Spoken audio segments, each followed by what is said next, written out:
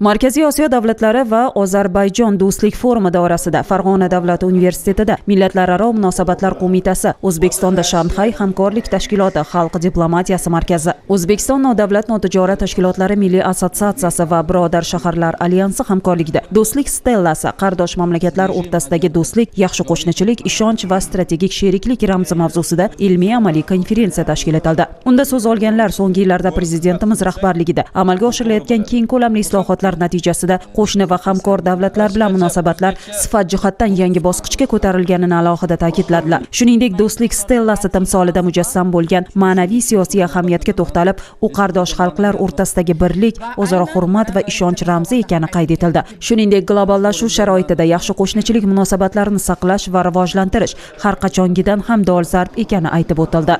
O'zbekiston doimo o'ng qo'lini hamkorlik uchun uzatib kelgan. Qo'shnichilik uchun uzatilib kelgan, tinchlik uchun uzatilib kelgan va obodlik, farovonlik, xotirjamlik uchun. Tashabbuskorligi bilan butun dunyo hamjamiyatida o'zining o'rniga, ovoziga, so'ziga, maqomiga ega bo'lib bormoqda. Va shu kecha kunduzda, mana 2 kun davomida Farg'ona viloyati, Farg'ona shahrida bo'layotgan do'stlik forumi ham bu olib borilayotgan davlatimiz rahbarining oqilona siyosatining amaliyotini ko'rib turibmiz. Mazkur anjuman mintaqaviy hamkorlikni yangi bosqichiga xos muhim jihatlarni qamrab olgani bilan ahamiyatli bo'ldi. Unda ilm, fan va do'stlik aloqalarini mustahkamlash, o'zaro ishonchni yanada oshirish hamda strategik sheriklikni rivojlantirish masalalari muhokama markazida bo'ldi. Ilmiy-amaliy konferensiya sessiyalarida o'z faoliyatini davom ettirdi. Birinchi sessiyada yaxshi qo'shnichilik, yangi Markaziy Osiyo integratsiyasining asosiy omili mavzusida bo'lib o'tdi.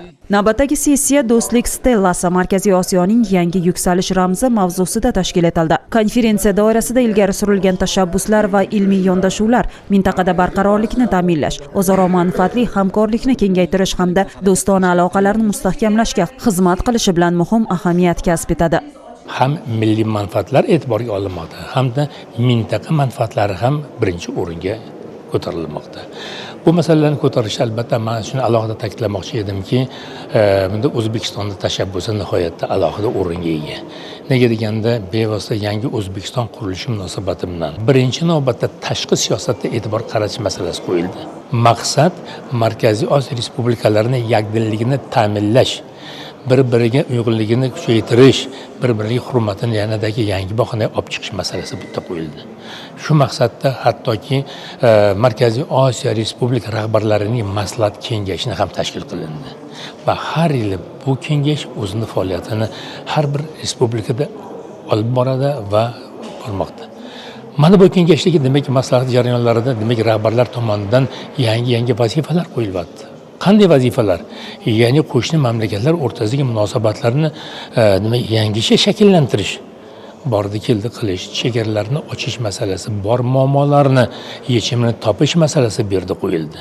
Mana shu asosda biz bilamizki, ilgari tugun bo'lib yotgan chegara masalalari, bordi-keldi masalalari, suv masalasi, daryo masalasi bu yerda bor edi, suvdan foydalanish masalasi.